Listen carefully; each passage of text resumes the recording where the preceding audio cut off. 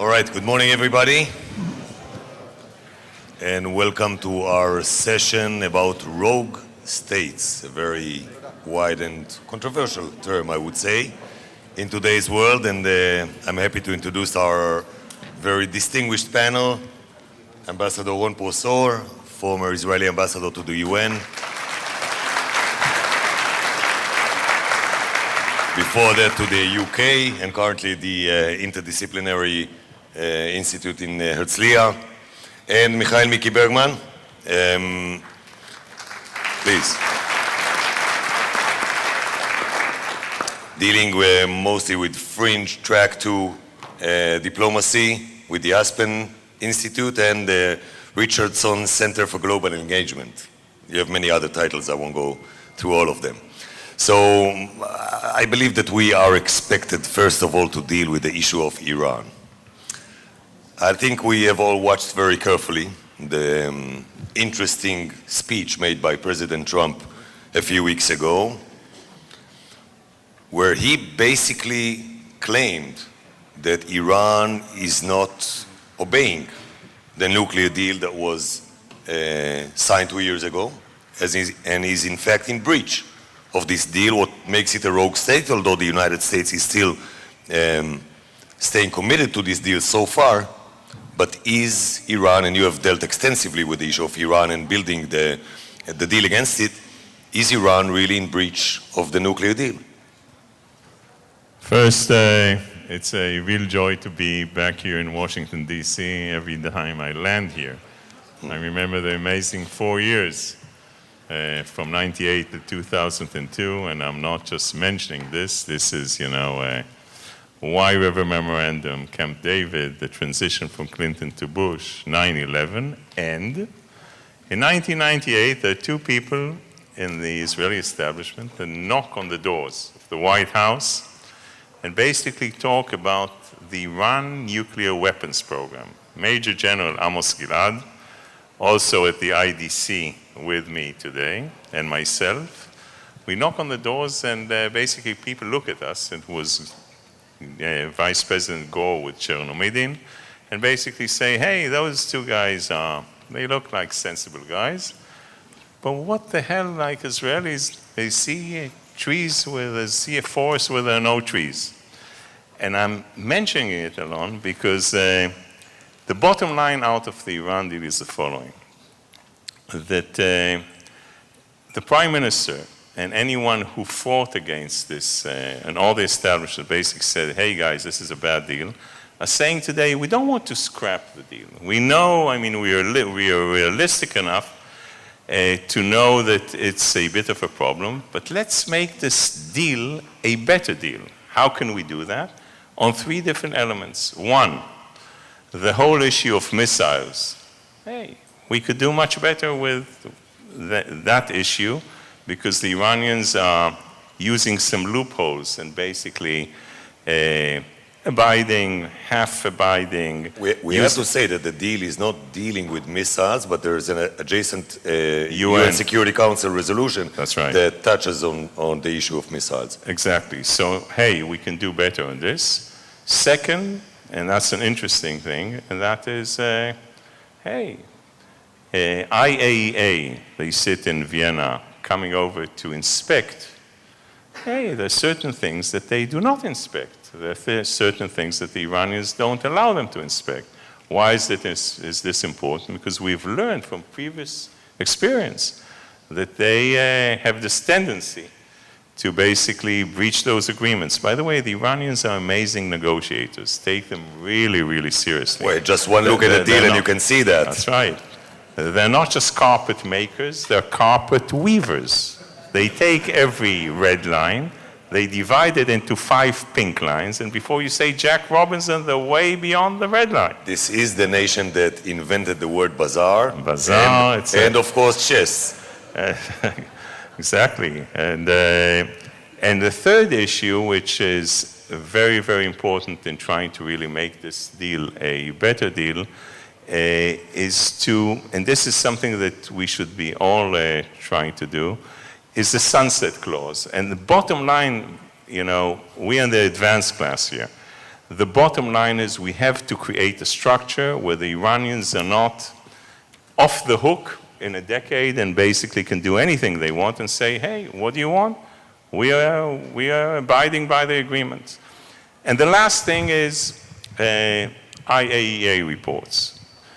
Through my whole career, I saw the IAEA inspect and give out different documents saying how North Korea was abiding, like others on every arms controls are doing the right thing, and we saw Iraq, we saw North Korea. We have a track record on this. So there's a nice Japanese guy who heads IAEA, who is much better than El Baradei in the past, but still, they really have to get their act together, and the whole international community, and I think this is part and parcel, which is very relevant to each and everyone here in the room. We have to really get the American people, hence the American Congress, for American national security interests. This is not just Israel. This is American national security interests, allies of the United States, to really make sure that Iran does not become nuclear. But when we look at the deal, Mickey, and I suspect that most of the people in the room consider it a very bad deal, but is it an American-Iranian deal, or should we look at it as a P5+1 deal with many other powers who doesn't have any interest to amend the deal, to change it, to correct it, and want to stick to the text agreed upon in Vienna? Yeah, and first of all, thank you, Alon, and thank you for having me here. A couple of things on that and what Ron was saying. You started saying the Iranians are amazing negotiators. They're very proud of it.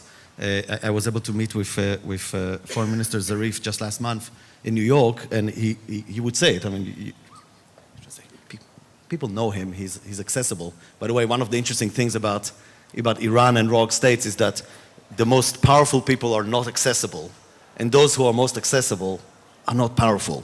And that's the case with Zarif a little bit. But he would say, we're very proud negotiators, hard negotiators, and we negotiate every single line on this agreement. And who did the US send against them? John Kerry. And he would say, but once we signed that agreement, once we negotiated, we implement. So that's the second part, the other side of that equation, from the pride of being tough negotiators, but then very strict implementers, for better or worse, because if the agreement is really bad, they'll use the loopholes in it in order to do it. So that's one point I wanted to mention. The second thing, and that's Ron talked about it, is very important. The agreement, you mentioned too, the agreement by design is about the nuclear material. All the parties agreed that they cannot include in it the missiles, the regional behavior, the support to terror, not because it's not important, but because they realize they can't reach an agreement if they bring it all together. The Iranians, on their hand, will say that they're absolutely open to now starting a conversation on the rest of the things. We might not like what they're coming to negotiate over, Yemen, Syria, ISIS, and the missiles, Hezbollah, all of the items that remain for us, but they would say this has to be multilateral. At this point, the trust between Iran and the US that was kind of building up a little bit in the previous administration is now shattered from their perspective, and they want the Europeans in. They want to make sure it's multinational, but they're open to have those conversations.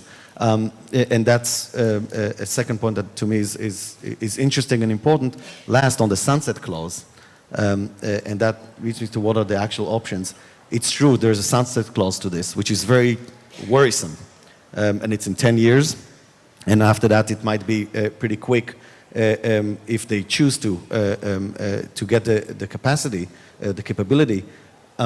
First, we have 10 years to figure it out, and I would argue, why get rid of those 10 years and deal with it now, necessarily, meaning taking all the leverage that we did gain from this agreement by basically letting them off the hook on all their obligations from the US side. But one of the important things that you said, we're not alone in this, the US. This is a multinational one. And the Europeans, they see compliance, and they have economic interests not to go on it. And one of the things that is important to understand about Iran, as we're looking at it, in our history and experience, that they relent when they are facing international unity and domestic problems in Iran.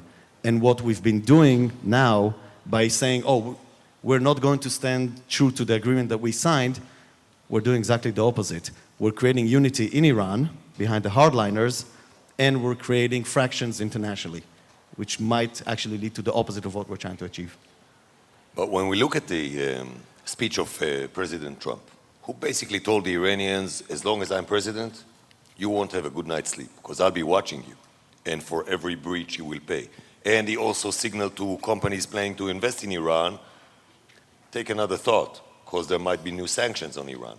But the question is, does he really have an alternative to the deal? Is there another framework that he can create alone without all these 5 other partners that were to the deal to create an alternative? Well, you know, I'll answer that, but look what happens on this.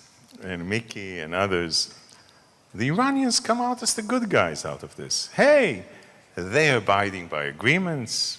Well, I'll give you some examples where they don't abide by anything. They are the good guys, and the Europeans, you know, because the Europeans are doing this. Come on, Iran with Europe. You remember there was something called a critical dialogue? Critical it was, but it wasn't a real dialogue. I mean, they breached every agreement, and the Europeans are basically running because of economic issues in Iran and seeing Iran as a wonderful market. And you really have to set the frame. Iran is undermined. Leave the nuclear thing for a second on the side, okay? Just for us to have a reality check on what we're talking about. This is a regime internally and externally, basically hanging people by their testicles in the middle of Tehran every day, horrific human rights record, undermining the whole region. Very few people in this room know that there are no diplomatic ties between Morocco and Iran, because 4 years ago, the Moroccan king, King Mohammed VI, cut diplomatic ties because they're undermining Saudi Arabia, Iraq, Syria, weapons. I mean, and they come out as the so-called good guys because Zarif has a wonderful smile and is being able to, you know, change perceptions. So and the previous administration was charmed by this smile. Yeah, and the real threat, I have to tell you, in Tehran during the negotiations with the Europeans and with a certain administration was that some of the Iranians would die laughing in Tehran. No, really, there was real threat for this. This is unbelievable. Okay. Now, back to what one has to do, and by the way, Israel on Iran, and it's important for you to get this angle.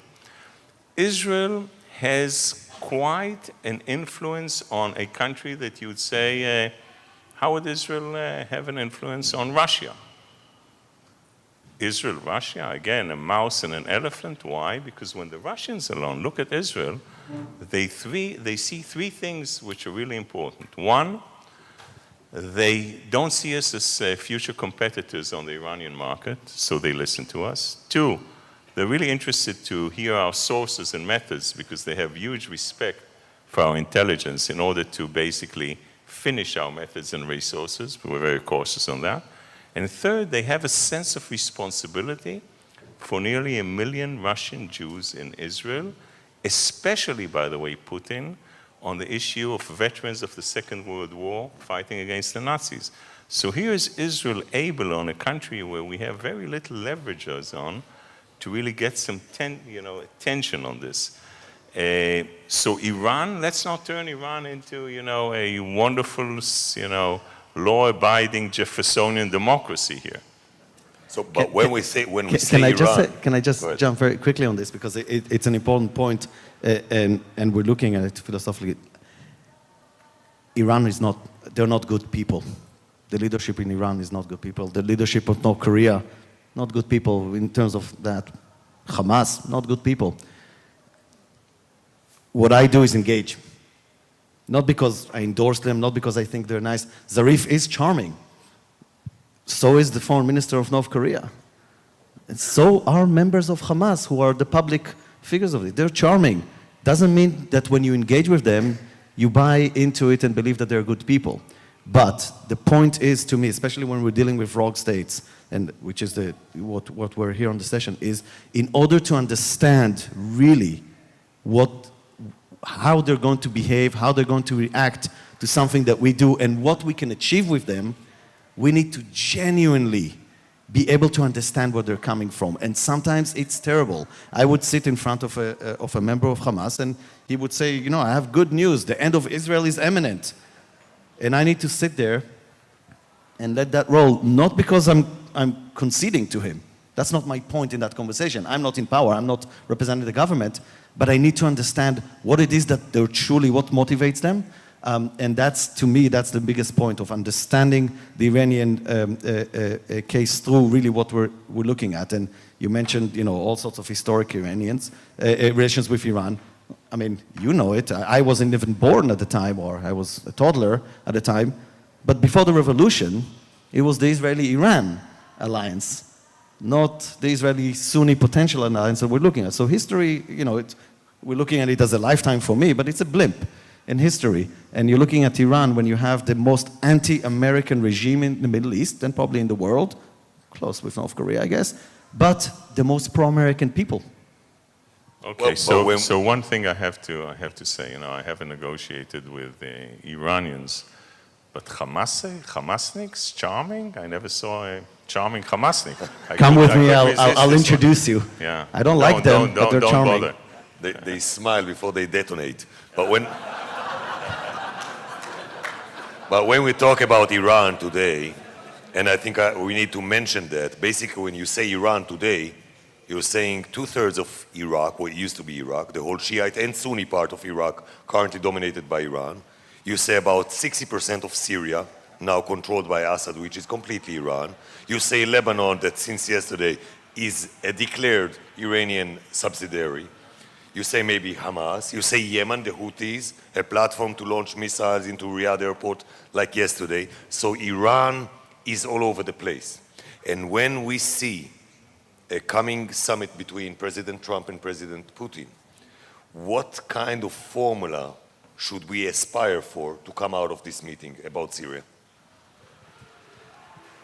First of all, the Russians are a key player, Alon. A key player, and not necessarily, when you analyze it coldly, do they have coinciding interests with Iran. Now, where's the Israeli angle here? Israel is a force that can help stability, but also, if pushed to the corner, create instability. Instability is not good for the Russians. This is our angle into really getting attention from the Russians on doing stuff on Iran, especially on the regional side, and especially on the Israeli front with Syria and Lebanon. So basically what you're saying is that Israel is the only force capable of interfering with Russian interests in the region.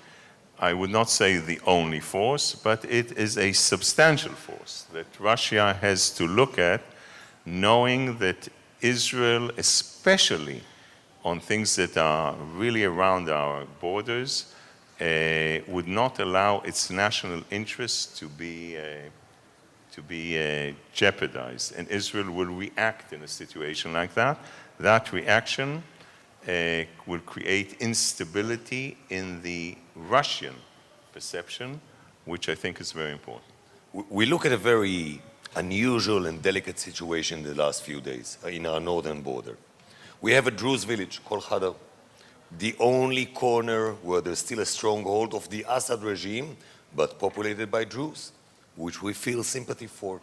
Now the rebels are attacking that village, and we are supporting many of the rebel organizations in the Golan Heights, but still we don't want them to take over the Assad stronghold. So how can we play that? We heard that Israel told Russia that we are going to help the people of Hadar, the Druze people of Hadar, send the IDF into Syrian territory, what we haven't done during the war, and operate against the rebels that we are supporting. You've been in this kind of beyond the scenes diplomacy. How do you work that out between all those organizations? Well, I have not dealt with Syria rebels because there's limits to the places that I can actually go. But I can tell you, we've done a simulation, an interesting simulation actually at Georgetown University over this, and the outcome of it was a division, an agreement between Trump and Putin, to which Trump really steps back and allows Putin to dominate the post-war Syria with spheres of influence, accepting that there will be spheres of influence, that some of them will be Iranian and some of them will be Russian of sorts. And the key in that simulation to the Israelis ended up being making sure that the Russians control the southern part. So when we're dealing with whatever powers exist in Syria, we're dealing with the Russians. Now, that's a risky proposition too. It sounds nice and calming because you're dealing with a state that you can actually talk to and have some leverage or some ability to speak with, but it also has a tremendous risk to it because you're also looking at potential confrontation. If something goes wrong there, and look at the Turkish incident with the Russian plane that they shot down by accident or not by accident, now you're playing not with an Assad regime, you're playing with the Russians on your border. So it's a weird way of saying Syria is not going to go back, in all likelihood, into a state, a national state that exerts sovereignty to its full territory. There's going to be people who are going to take pieces of it. And I think from Israel's perspective, the most important thing there is to make sure that there's two elements that are not on our border or close to our border. And that's the Iranians and ISIS. Both are enemies of each other, but both are having stakes there. We have learned a lot from what has been going on along our Golan Heights border in the last 6 years. I want to tell you a couple of stories about the relations with the rebels. I think that would exemplify what we are learning. When the war started and the rebels approached us and told us, we have no business with you. We're going to fight Assad. We're going to fight the other organizations. Don't worry about us. We suspected them. Some of them had beards. I don't know what's a moderate rebel in Syria. Is it a beard that long or long up to here? I don't know. Anyway, suspected them. As time went by... I have potential. You're just starting. You're still a rookie. Look, it's white. Got a long way to go. This is the UN. It turned white at the UN. So as time went by and we started realizing the tragedy that takes place in Syria, I don't know how many of you can really imagine the kind of hell that exists for the past 6 years across Israel's border in the Golan Heights. Hell. I'll tell you one story. I heard it in Nahariya Hospital last month. A Syrian patient come in, he's unconscious, he was shot in the neck. 2 Israeli doctors are working all night to save him. After 2 days he wakes up, he cannot speak because he's been shot in the neck. So he writes on a note, where am I? They say Israel. And he says, why did you save me? And they say, you should say thank you. He says, no, you don't understand. They made me watch how they shot my 2 kids before they shot me. If that reminds you of something, that reminds me. And this is taking place 100 miles north of Tel Aviv. And when we have witnessed what's going on there, we started reaching out for them. And we helped them. When we started taking patients, 3,600 so far, an amazing Israeli investment. And then we started giving them generators for power. And when the winter was cold, we gave them blankets and baby food. At some point, a genius Israeli officer gave them a shipment of macaroni. I don't know if you know that in the Middle East, you don't eat pasta. After 2 days, the Israelis are coming to the Syrians saying, how's the macaroni? They say, hard.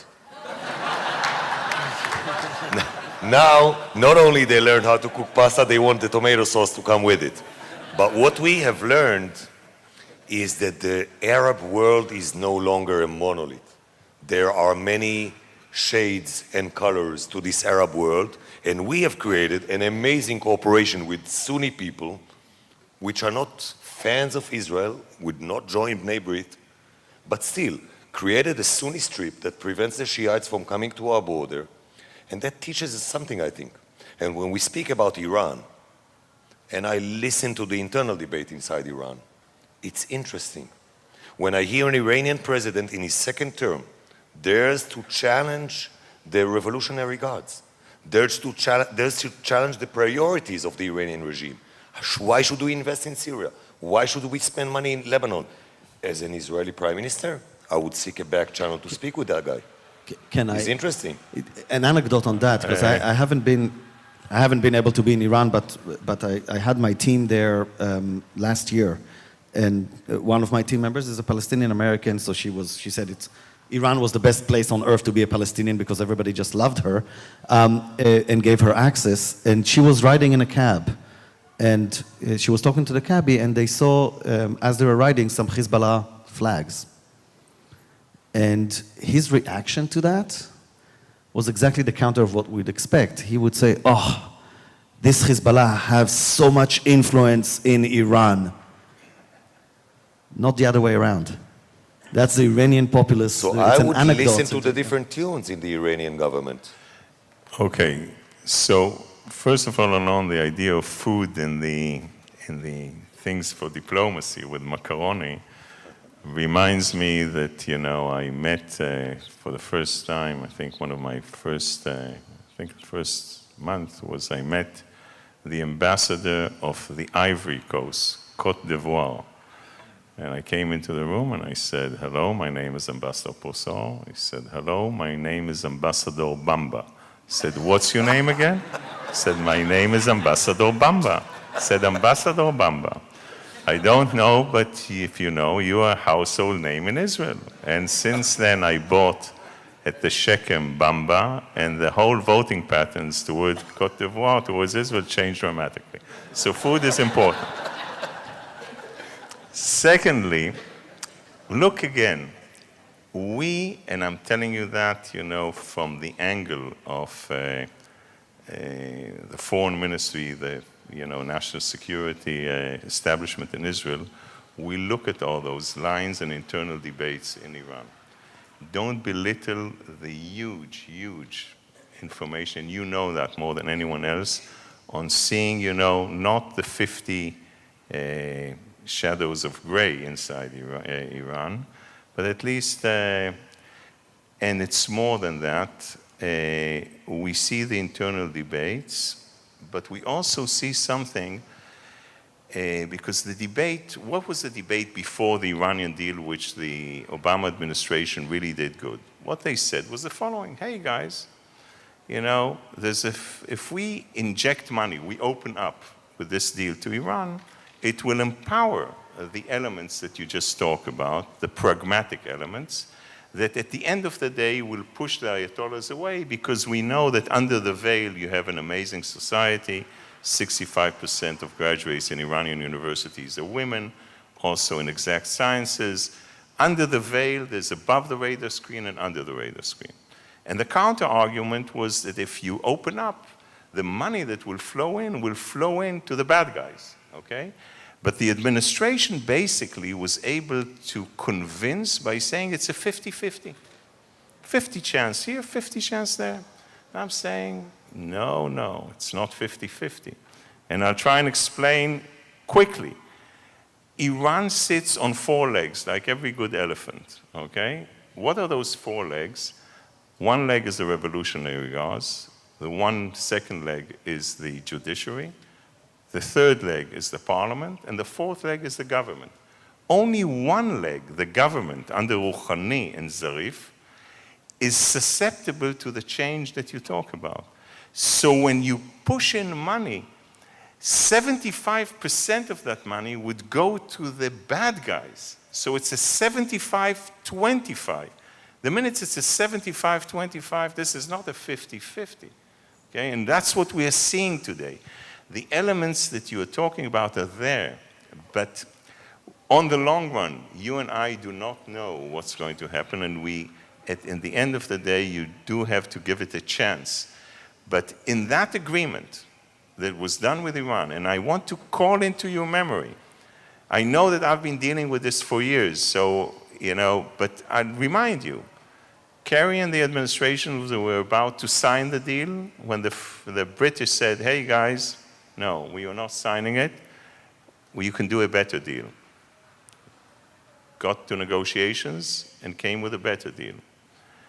The second round, the French said, hey, that's not good enough. We can get a better deal.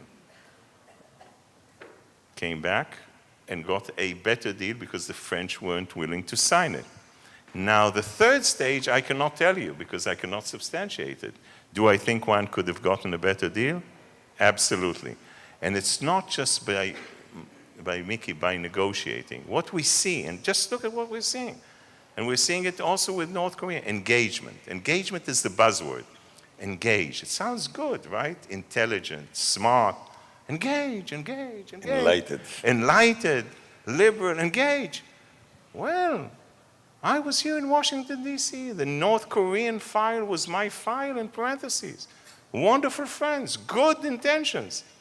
Bob Gallucci and the one that negotiated the Iranian deal, Wendy Sherman, they were in North Korea, okay? Not one administration, the Clinton administration, the Bush administration, the Obama administration, and now it's the Trump.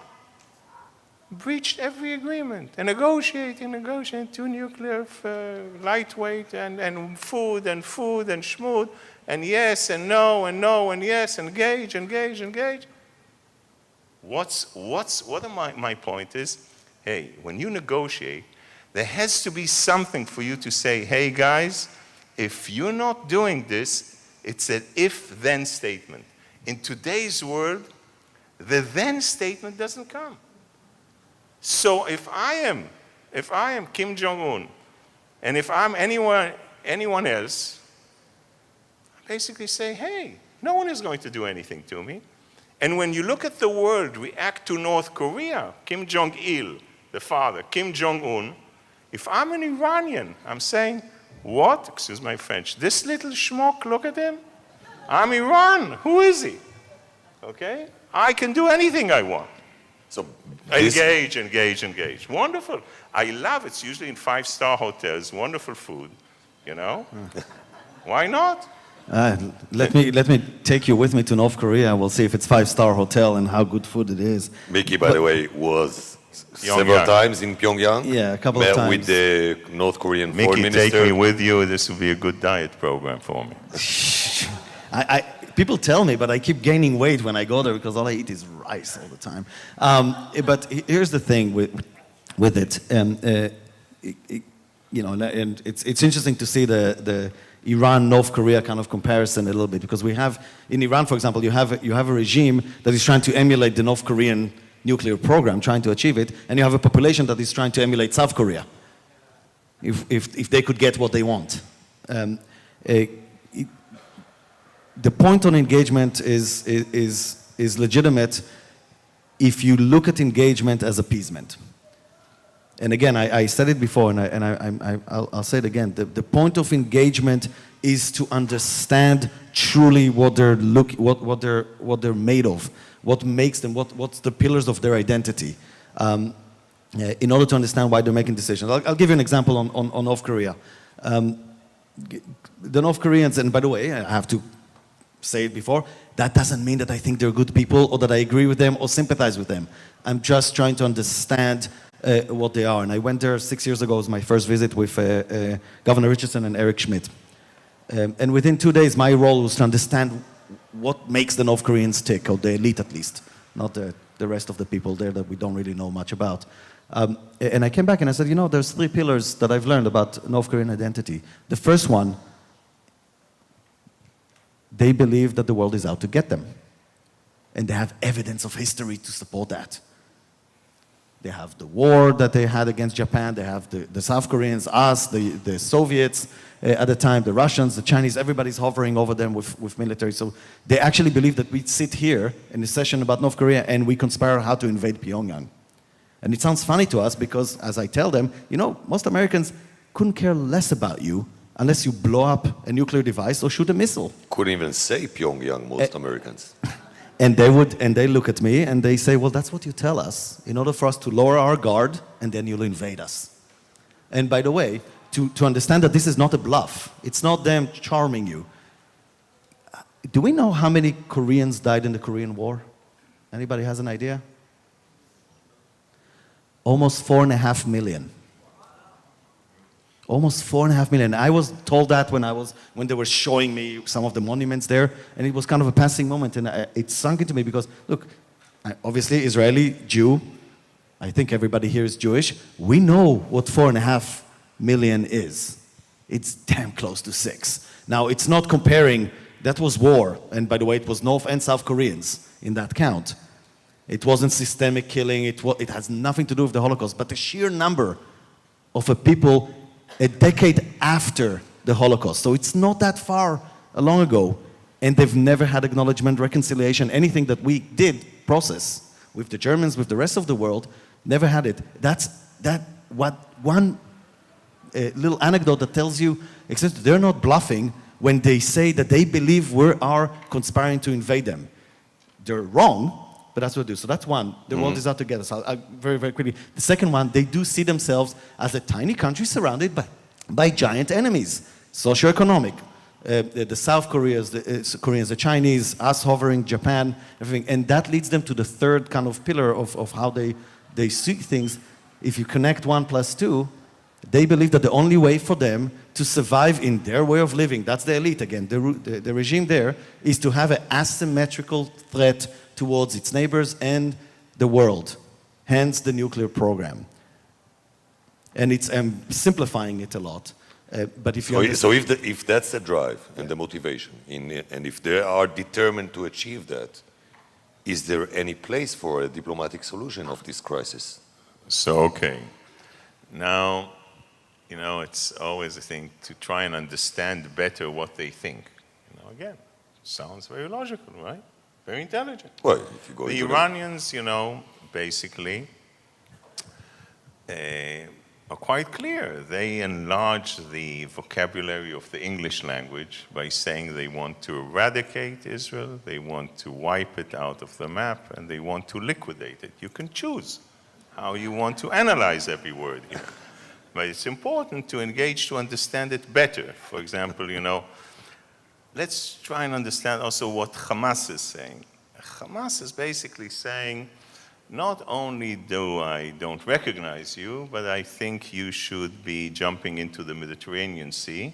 We think sometimes it's a bit cold there and we don't think it's such a good idea, but you can try and negotiate what flowers, for example, to get for our funeral, how deep the hole, how big the coffin. It's important to really sit and understand it. Well, I just need to remind Alon, you. I just really. need to remind you that in 1949, Yeah. we have signed ceasefire agreement with 5 Arab nations that swore to destroy us. Who do you expect to engage if not your enemy? I don't need to negotiate with Bnei Brit. They're good. They're on my side. By the way, and we still have in Israel an amazing UN force. Where's Yaniv? What's now I forgot the name. UNSO. UNSO, thank you. United Nations Truth Supervision Organization. Thank you, Since Alon. 1949. Yeah. 1949. What do? They supervise. They supervise. We have peace with Egypt. We have peace with Jordan. They supervise the armistice agreements from 1949. They themselves don't know what they're doing. Okay, they're running around with UN, vehicles out there, and we say, what the hell is going on here? Use this, go somewhere else. I mean, this is so. Alon, truthfully, what I'm saying is that I was sitting on the other side of negotiations with our partners in the region. We should be taking what's happening now in the Gulf with Saudi Arabia. Suddenly there are coinciding interests between Israel and the Saudis and the Gulfies, not because they give a toss about the Palestinians, but they feel that the rope is tightening around their necks because of Iran. This is an opportunity we should use. This window is going to close. Use for what? Use in order to really engage in the regional issue of what we are doing today in the Israeli-Arab conflict. It's changing. I could see that at the UN, okay? At the UN, you have amazing stuff. Things that were put under the carpet for years suddenly come out. The Saudi ambassador goes after the Iranian ambassador. The Iranian I want to ambassador understand what is the opportunity that you are describing. The opportunity is to get the pragmatic Arab world today to basically help the Palestinians do the heavy lifting that the Palestinians cannot do by themselves. So what you are saying is that we have a chance for an agreement with the Palestinians, with the support of the Sunni Arab world and a friendly US administration, and we can get a deal. What I'm saying is that you're taking it a bit too far. But what I'm saying is that this is exactly the avenue, because all the other avenues are not constructive. Because I realize so far that you're not a big fan of engagement per se. No, that's not true. I think, especially now, and I gave you an example, the regional context is a good context because their own survivability is on the line. For the first time, the Saudis always remind me of those two elderly gentlemen in the Muppet Show, Waldorf and Stadler, sitting on the balcony and shouting, "It's a lousy show." Suddenly are pulling up their sleeves and are willing to do stuff. We have to use this opportunity, and we have to do that. So that's part of our responsibility. Yes, engagement. Yes, getting them to do stuff that is not exactly in their priority list at all. But we have to try and get them to that, and I think there's good chances of doing it. We slided away from North Korea, and I just want to conclude on that and use your experience, because you've been there and you have engaged with those people. Could there be a diplomatic solution to this crisis, or eventually the choice of the US would be accepting a nuclear missile that can reach New York or striking North Korea? So before I answer that, just to very quickly to because Ron here is probably even more charming than Zarif and all of the charming people that we saw. Very, with the humor. How could you compare? Well, I'm just talking in terms of engagement here on the charm.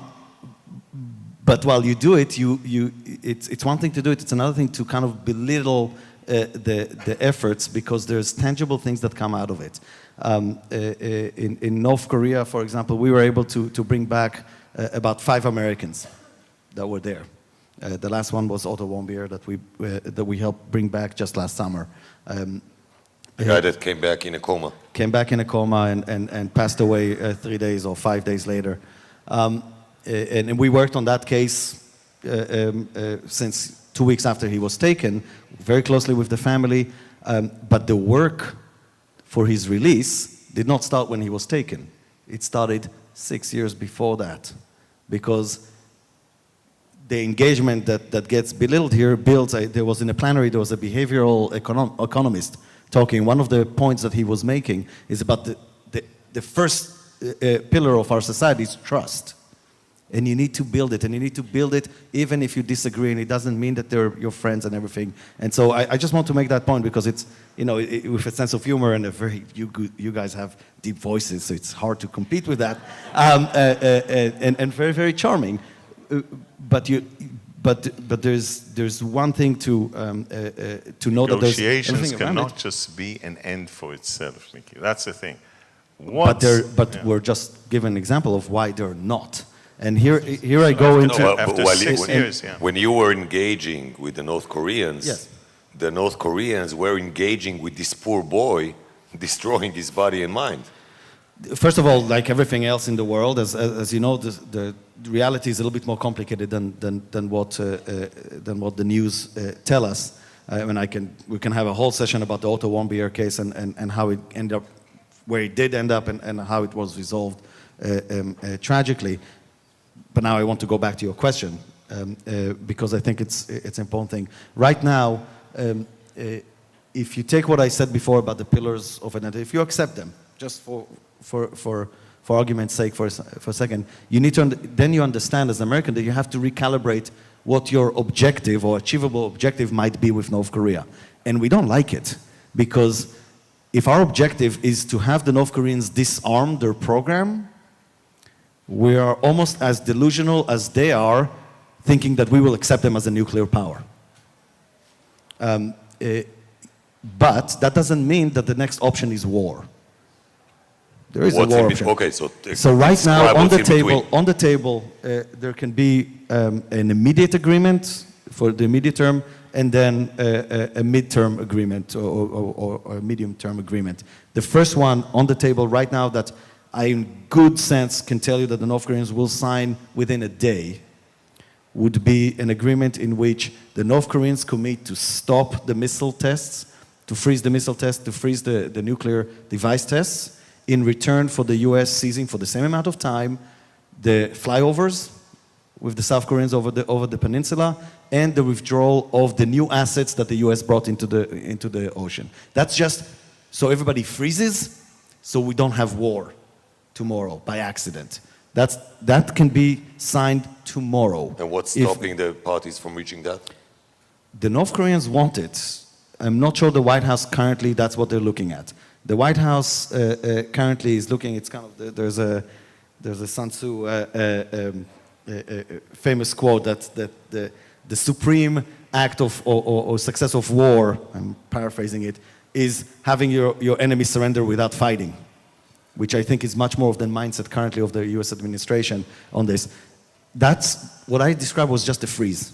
Then there's a medium term of this, and that is a cessation or a ban on missile tests, on nuclear development, on missile development, on proliferation, in return for, and that's where it gets a little bit painful, in return for a full diplomatic engagement, bilaterally, between the US. Now, but the objective of disarming is off the table from the North Korean side, and that's a big pill to swallow.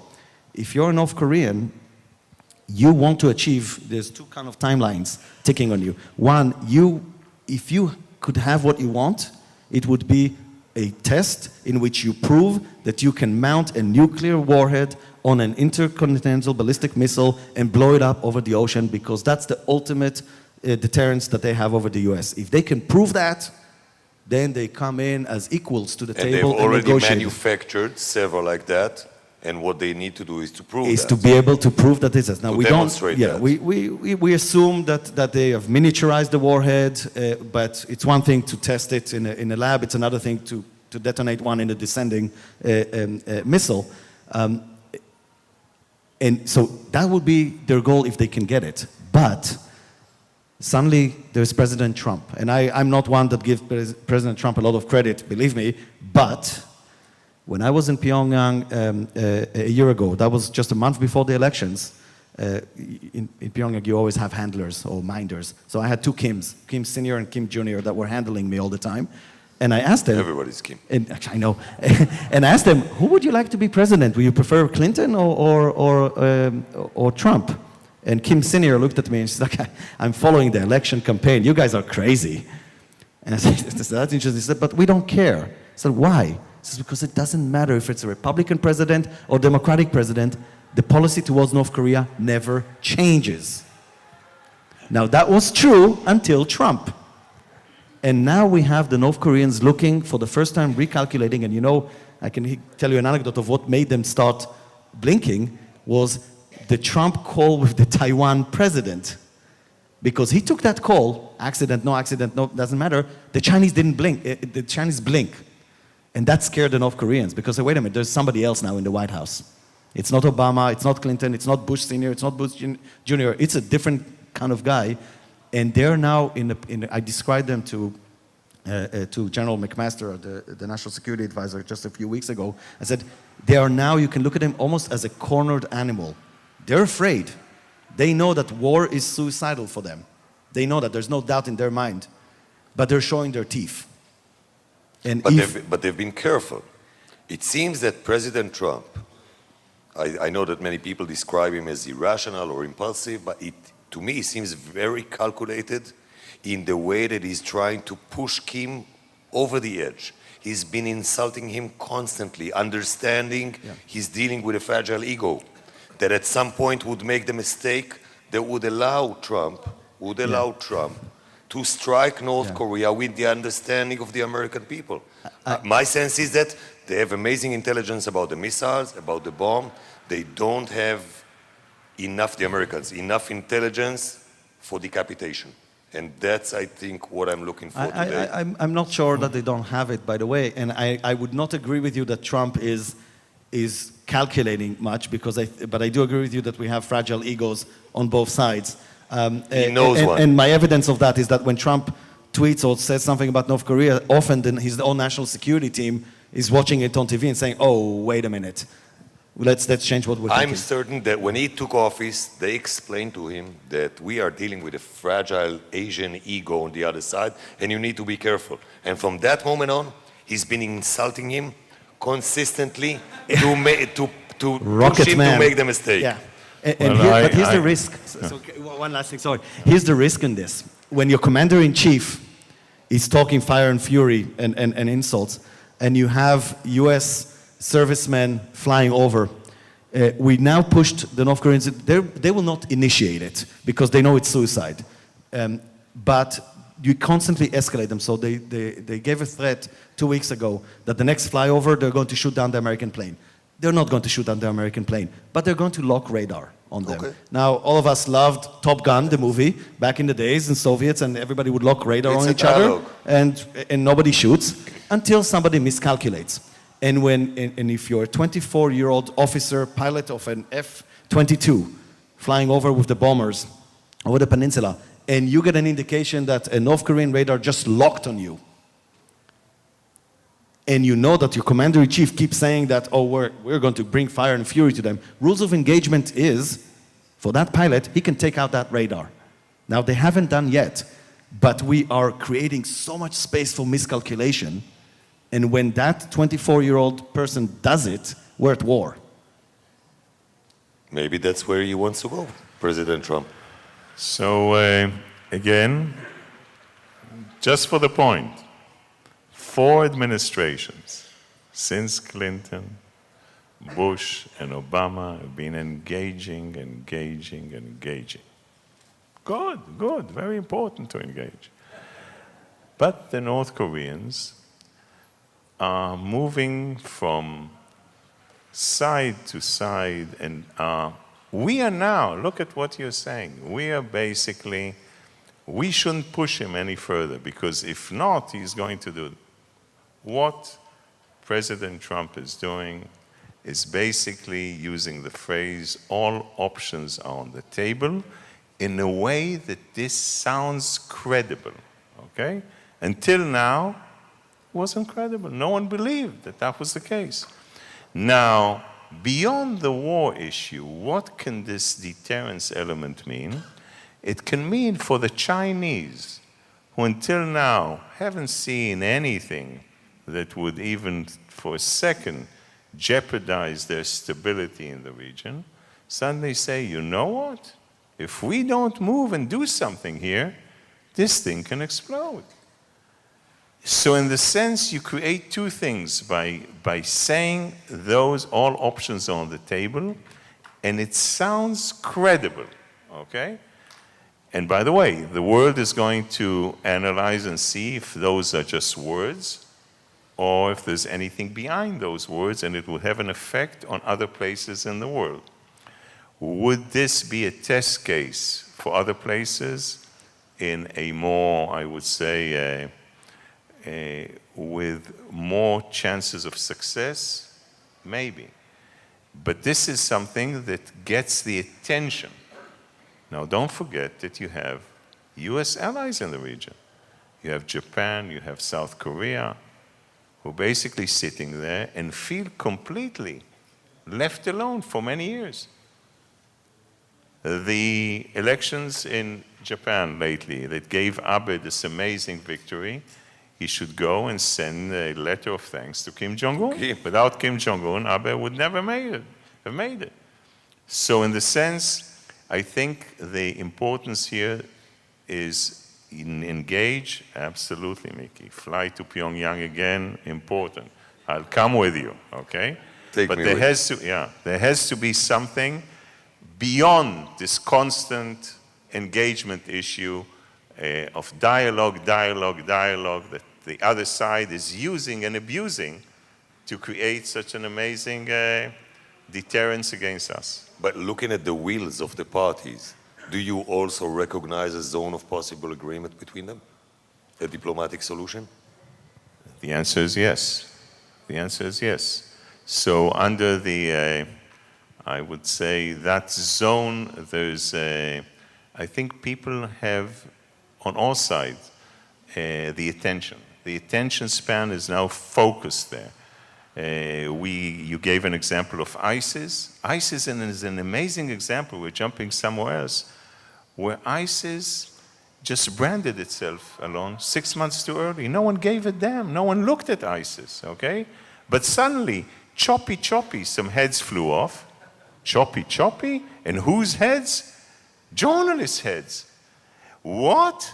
Choppy. Who is this? People couldn't put the words ISIS together. Now people even say Daesh without making a mistake. Suddenly the words lights off, spot on, looked at that. And then burning a Jordanian pilot.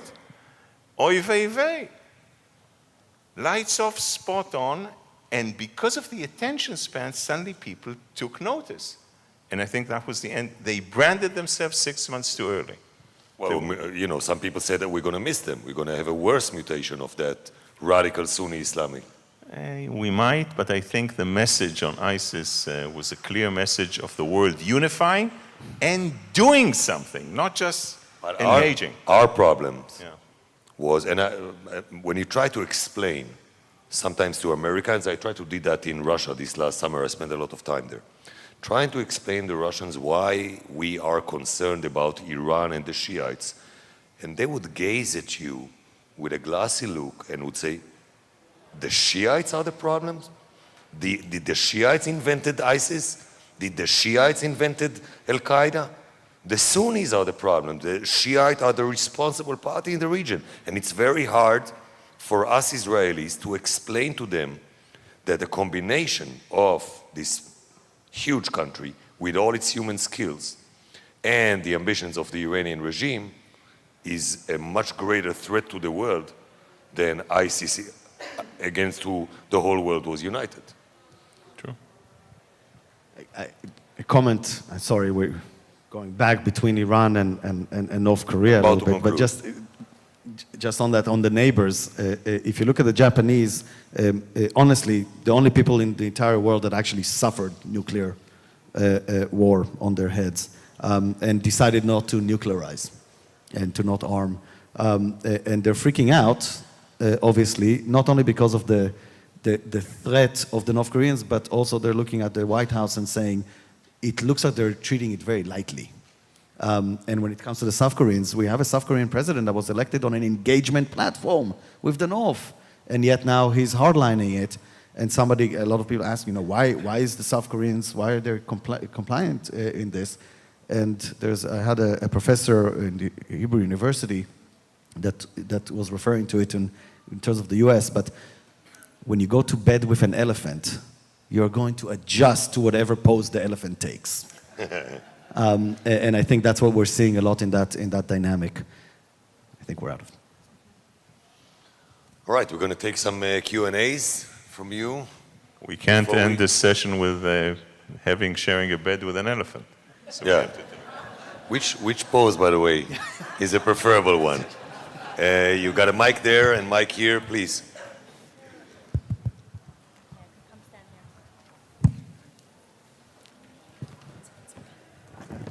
Just a second, he was first and then you.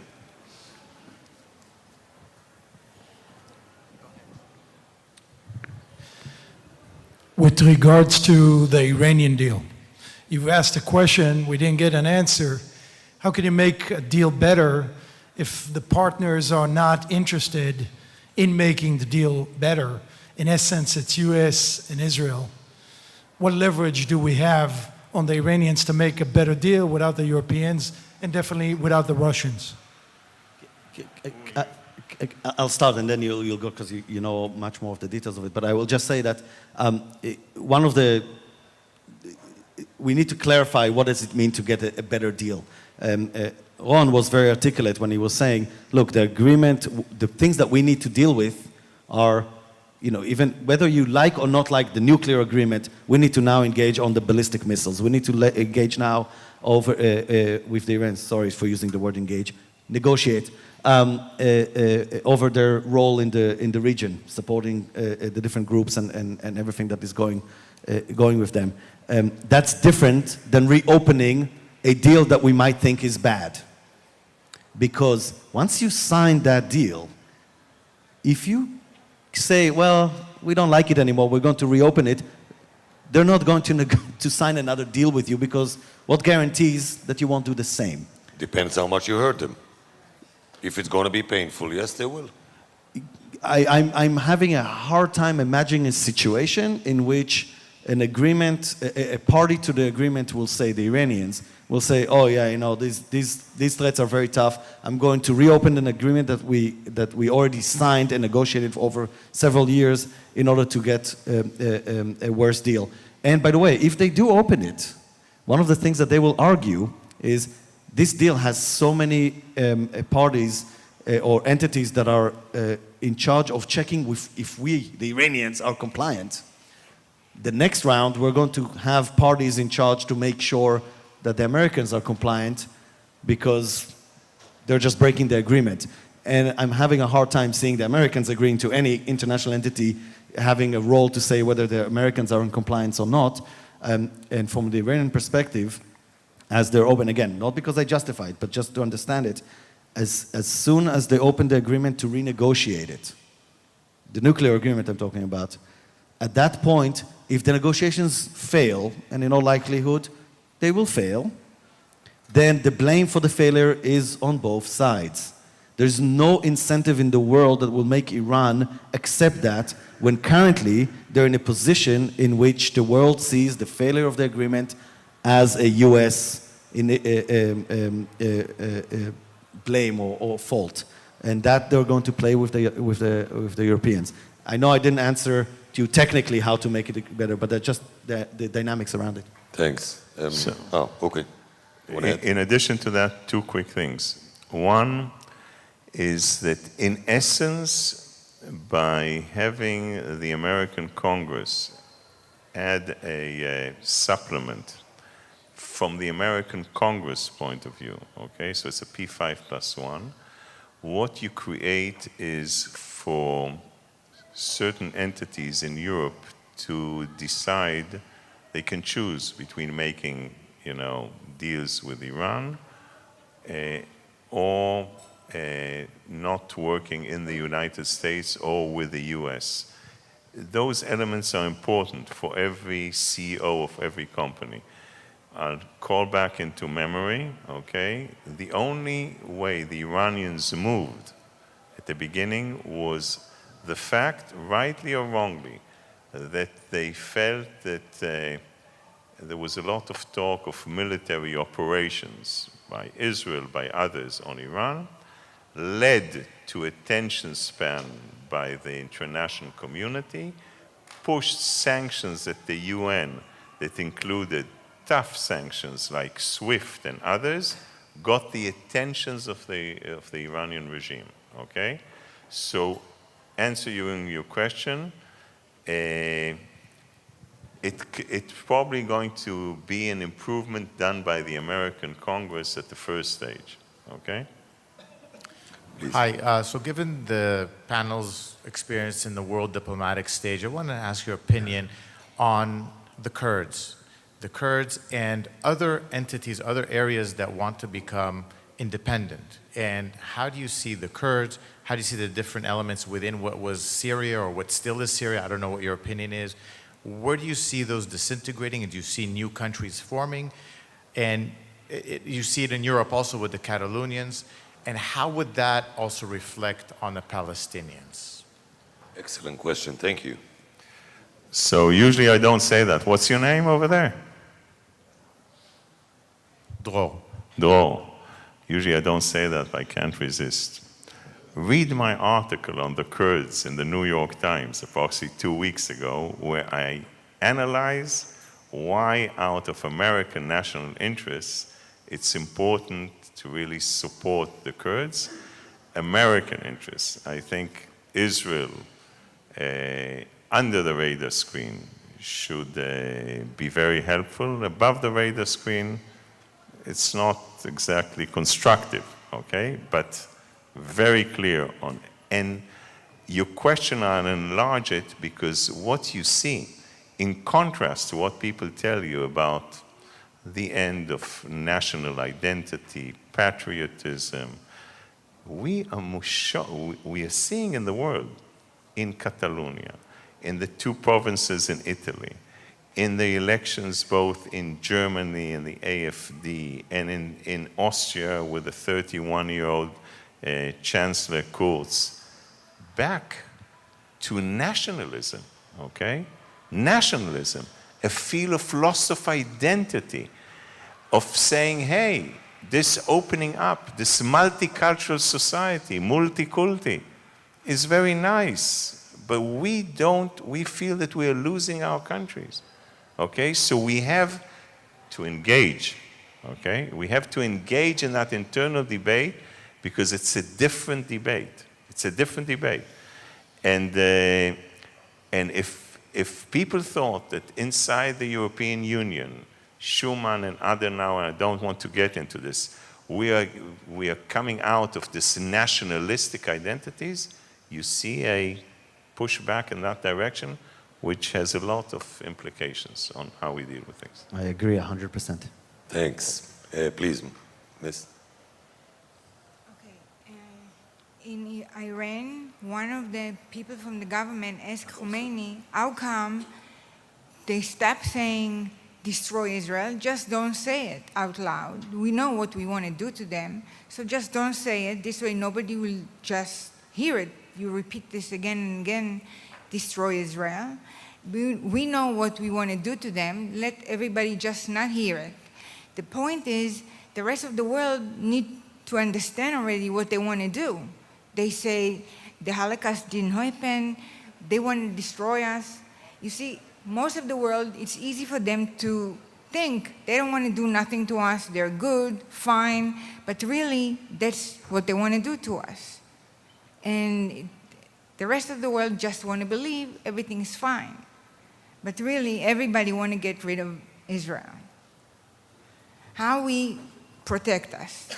Thank God for the Mossad and thank God for Tzahal and Israel that they are on protection all the time.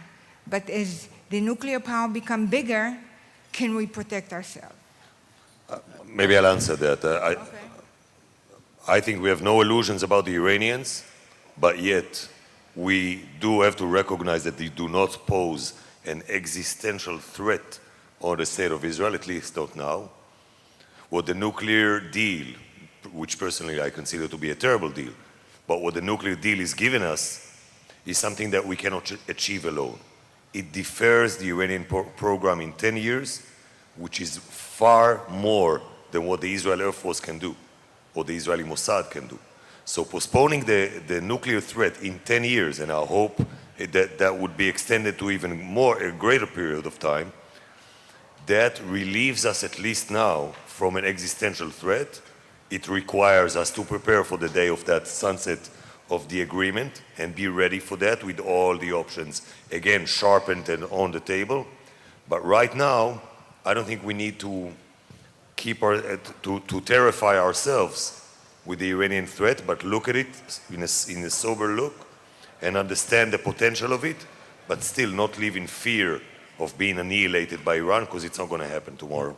And I would say 10 years ago, 2007, we were living in the Middle East, and somebody would come to you and say, hey, by the way, in 10 years, the Middle East is going to look like and describe what it is like today. You would say you're nuts. It's not that it's looking better at all, but it's radically different. So 10 years is a long time in the Middle East, potentially. And just an anecdote on the fear, I had the pleasure/displeasure of traveling to a lot of the Arab countries, anywhere from Sudan to Algeria and Tunisia, and sitting there and talking to people, and my accent, as I've been here for 15 years, I can't get rid of it. Everybody knows exactly where I'm from as soon as I open my mouth. And you have engagement. You're talking about business, entrepreneurship, all sorts of societal issues, and at some point, If I sit in Tunis, it was after the revolution, I say to the guy in front of me, you know, like, what do you think about the Israeli-Palestinian thing? He will absolutely take an Israeli flag and burn it in front of me. It's an emotional response to him. Does he do anything about it in his life, in his daily life? Absolutely not. They have bigger problems to deal with than Israel. And I'm not saying oh yeah, none of them want to harm us. No. A, there's an emotional response to this, and B, there's elements obviously in that society that are looking for ways to do this. And as we talked about the Iranian regime before, one of the challenges to have something positive with the Iranians is that the Iranians need us, the US and Israel, as enemies for their own legitimacy. It's a revolution. Kissinger said they haven't yet decided whether they're a nation or a cause. And so they need us to be their enemy, and that makes it really, really hard to do something positive. All right, we have time for a quick question and quick Yes, answer. it's a policy question. If we isolate Iran and Israel in the arena, and the European may take, a stand of cold feet, and then there is a new dawn in Washington that is engaging and not acting. Is it wise for Israel to take a hawkish position against Iran? That's my question. First of all, policy questions, usually it's a 3-day seminar. But But the what do you answer- mean? What do you mean if it's, this is, Israel can stay shtum. It's like, when missiles fly on you, you don't have to be a rocket scientist to understand that you have a right to do something. So if Israel sees Iran as a national security interest with everything that Iran is doing in the region, what do you mean? I mean, stay shtum is not a policy. So you do things above the radar screen, under the radar screen, but you do something, okay? Because this is, So the answer to you is absolutely. And many ask, for example, do you, or we all in the panel, do you really believe the Iranians are going to really, launch nuclear weapons at Israel? It doesn't sound rational, right? And no one can really substantiate an answer to that except, to tell you the story. Have you seen the movie by Peter Sellers, The Pink Panther? And there's this part in the movie where he approaches Peter Sellers and asks him, does your dog bite? And Peter Sellers says no. So he begins to pat the dog, and the dog bites him. He looks at Peter Sellers and says, but you said that your dog does not bite. Peter Sellers says, this is not my dog. This dog can bite. Thank you. Folks, I want you to join me in thanking Ambassador Prosor, Mickey Bergman. Thank you all for listening. שיהיו לנו חדשות טובות.